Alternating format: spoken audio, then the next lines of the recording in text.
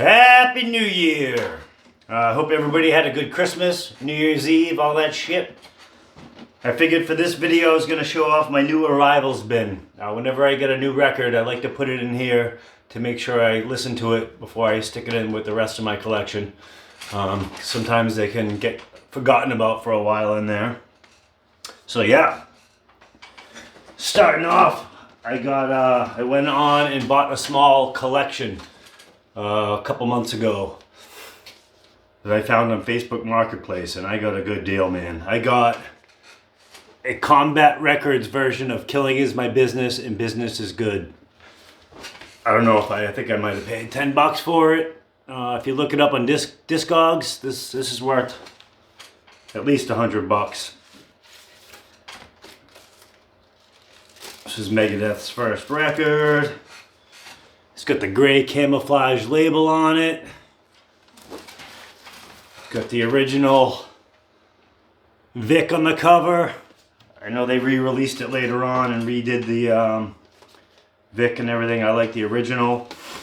This is going to be pretty cool because I assume there's a version of these boots on it that was highly edited later on, because I think they got sued by Patsy Cline's family because he had a lot of F words in it.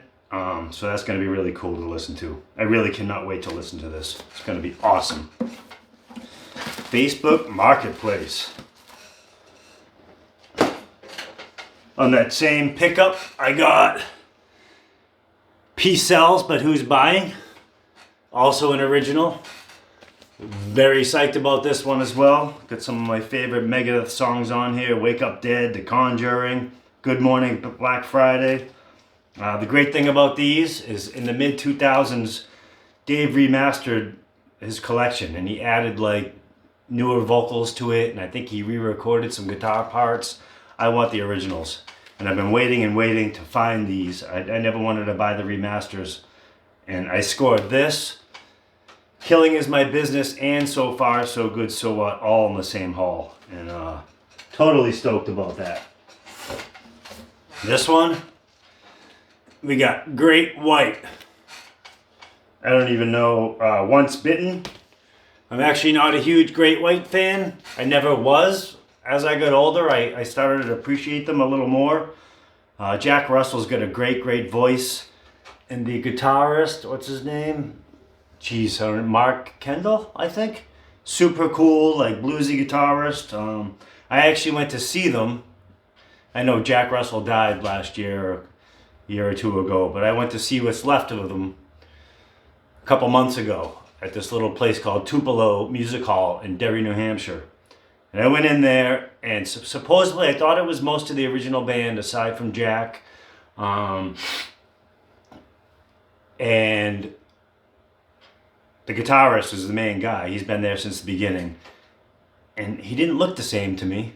And then after a few songs, they announced that he had COVID or something, and they flew in this other guy to replace him. So what I was actually watching was like the drummer and the bassist, and a bunch of fill-ins. And then come to find out that he's got like stage 4, I think, pancreatic cancer. So that was probably the real reason. So I'll probably never see them again. But yeah, I figured I would listen to it once. I have a feeling I'm not going to keep it. I have an eBay store. There's actually a link in the description. I'll probably throw it up there after for a good price. Yeah, not a huge Great White fan. They have some good songs. To me, they're a good greatest hits band. My first Great White thing I ever bought was the Greatest Hits CD, and it was great. Other than that, I think they probably have a lot of filler on their albums. So yeah, I'll give it a listen once and then throw it up on the eBay. I think I got this one in the same haul. Alice Cooper, $1 Billion Babies. Not much to say about this one. Great album. I'll definitely be keeping it, but I want to give it a listen before I throw it in my collection. Black Sabbath, Paranoid. So I have a Facebook group also in the description.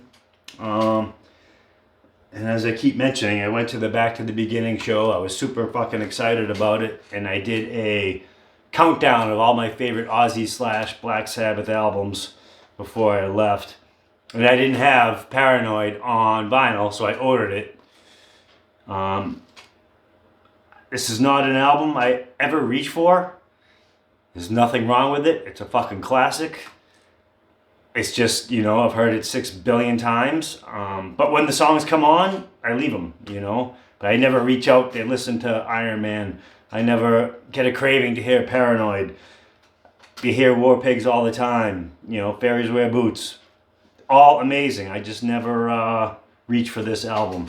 So it's been sitting in that bin now for about 5 months. But I do want to open it and listen to it. See what the pressing sounds like before I stick it in with my collection.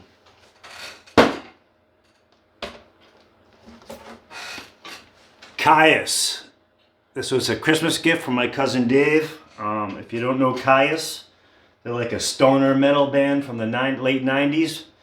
Josh Homme from Queens of the Stone Age was from this band. They have a heavy, I think they have a heavy Black Sabbath influence, especially in the guitars on their albums. So yeah, I can't wait to open this one up and give it a spin. Nick Oliveri. He was in it too, so I'm not a giant Queens fan. I'm not super knowledgeable, but I believe he was in Queens of the Stone Age as well. But yeah, cool band if you never heard of them. Check them out, Kyuss. I think they're from Arizona.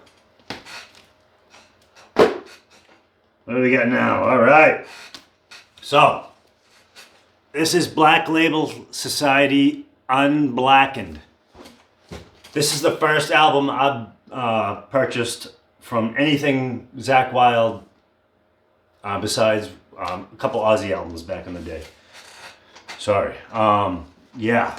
I totally missed the boat on this guy, and I'm eventually going to have a whole video on him. But yeah, this is a live album from Black Label Society. I think before they really took off. And it has some songs from... I guess he had like a solo album called Book of Shadows. I think he was still in Ozzy when he did it. It's very southern rock, acoustics, very soulful shit. And this also has some songs from the band Pride and Glory he did, I think, after he left Ozzy. Again, I'm not... I get to get a little more versed in Zakk Wylde's career because I have been digging in and been blown away. And it also has some Black Label stuff on it. It's a double live album. I shopped around and shopped around. I was a little hesitant because it's on a clear vinyl.